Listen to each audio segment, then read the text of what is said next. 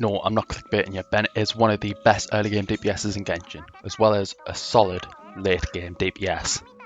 There are two ways to play Bennet as a main DPS. The first one is a Melt Bennet, and the second one is a Thunder and Fury Bennet, and I'm going to be going through both of these throughout the video. The reason why I think Bennet is one of the best early game DPSs is because he is the best support in the game, if not arguably the best unit in the game. So any investment put into him as a main DPS is also investment into him as a support. And it just so happens that Melt and Thunder Fury Bennet happen to be really good DPSs, which can compete with 5-star DPSs such as Diluc, Eula, Ayaka, and even perhaps can out single target Ganyu and Hu Tao. Starting off with Melt Bennet. Melt Bennet is quite simple. It's using Bennet as the main DPS, and using the fact that his E and Q are both controlled sources of pyro which can come out on demand. So the pros of Melt Bennet is that 1, he is a hyper carry and thus has a very cheap team due to the fact that you only need to invest in Bennet. 2, he has very high DPS, which is competitive with 5 stars and does more damage than a Diluc Vape at higher constellations. 3, he can use units which aren't used much, such as Kaya and Rosaria and Chongyun. And 5, he has very good free-to-play weapons, which I'll get into later. And 6, he's a very easy to play unit due to the fact that when in his circle he's always healing, and also he's a very simple unit to play.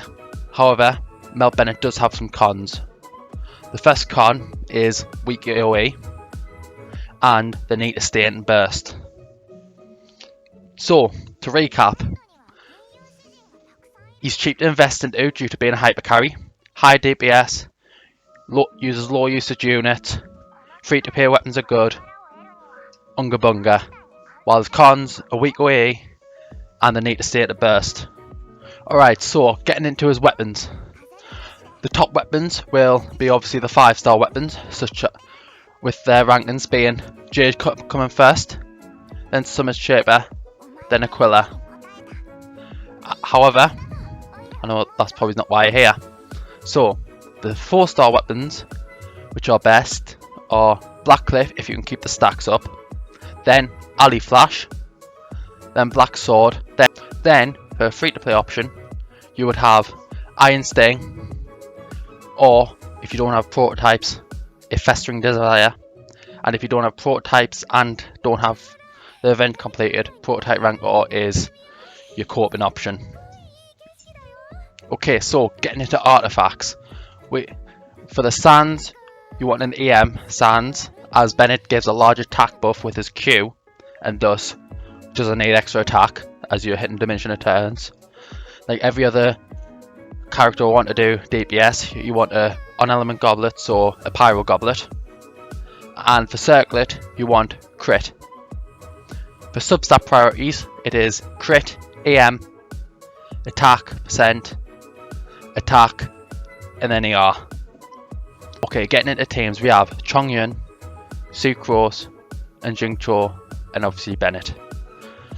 And how this team works is that Chongyun and Jingcho allow the enemy to be frozen as well as have a consistent cryo aura. And what that means is that it's easy to keep the enemies in the burst. Sucrose is there to provide an elemental mastery bonus, which allows your team to do more damage, as well as 4-piece Veritas and Veneer shredding. The advantages of this team is that it needs barely any investments into its support, and it has good damage still due to all the damage being from Bennet. But the disadvantage of the team is that it has a low ceiling due to only having Chongyun already as a burst damage support, as well as the fact that it uses Jingcho, which is a very high usage unit, which a lot of teams want, and using it on this Bennet team takes away from other teams. However, if you're an early game player, this might actually be better, as investing in Jingcho early can allow them to be invested when you finally get a pyro DPS. The second team takes advantage of Cryo Resonance and is Jingcho, Rosaria, either Chongyun or Kaya, and then Sucrose. And while it is harder to play due to the fact that you're not freezing enemies, you get cryo resonance, which provides 15% crit rate, and it still has really good damage, and actually has a high damage due at its ceiling due to the fact that both Kaya and Rosaria in these teams can do a lot of damage on their own. Okay, getting into Thunder and Fury Bennet, it's basically where you use the 4-piece Thunder and Fury set on Bennet. And what this means is that it allows Bennet to spam his E skill on a 1-second cooldown. And the advantages of this is when compared to Melt is it has better AoE, which due to the fact that you use electro units, which allows Beidou to be used, as well as having better energy gen due to the fact that you're using your elemental skill more often. And also, you can still do Vaporize due to the fact that when a Hydro and Electro Aura are applied, you can do something called an Overvape, which is where you both overload and vape when you're applying Pyro. And the final advantage, which is slightly weirder, is that Bennet in this team prefers AM over crit, which can make it easier to build. However, this also has cons, such as the fact that supports need more investment due to the fact that you're using characters like Beidou and Fischl, which do damage and thus need to be invested into. It has lower single target than Melt. It only really works against heavy enemies, and it requires a full 4-piece set of Thunder and Fury, which can make it harder to gear. Okay, getting into weapons, this is a bit more complicated than Melt Bennet because Bennet's personal damage isn't all of this team. So, I would personally put Primordial Jade Cutter at the top, obviously, because it does a lot of damage. Then, I would go for any high base attack weapon, such as Aquila or the Ali Flash. For 4-star options, Ali Flash is straight up the best option, no competition. However, after that, you have Black Cliff and then Iron Sting. Okay, for artifacts, you're obviously looking at 4-piece Thunder and Fury. However, the only difference to Melt Bennet is that you want an AM circlet instead of a crit circlet, as overloads do enough damage after the 1.6 AM buff that you want to do overloads and maximise that damage. Okay, getting into teams, team building is about this.